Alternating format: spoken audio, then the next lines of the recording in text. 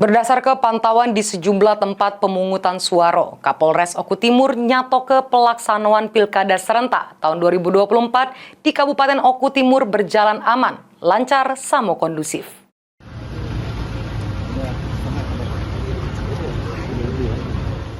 Gelaran Pesta Demokrasi Pemilihan Kepala Daerah Serentak tahun 2024 di Kabupaten Oku Timur terpantau berlangsung dengan aman, lancar, serta kondusif tanpa adanya kendala yang berarti.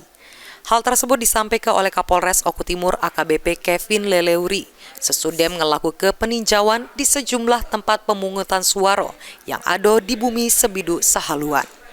AKBP Kevin Leleuri negaske sampai di hari pelaksanaan Pilkada di Oku Timur, situasi Kamtipnas terpantau aman, lancar, serta kondusif. Polres Oku Timur juga bakal terus berkomitmen ngelakukan upaya pengamanan dari segala macam bentuk gangguan Kamtipnas di Kabupaten Oku Timur. Dari Polres Oku Timur mengecek proses berjalannya pencoblosan di beberapa TPS, khususnya di wilayah Kobrik.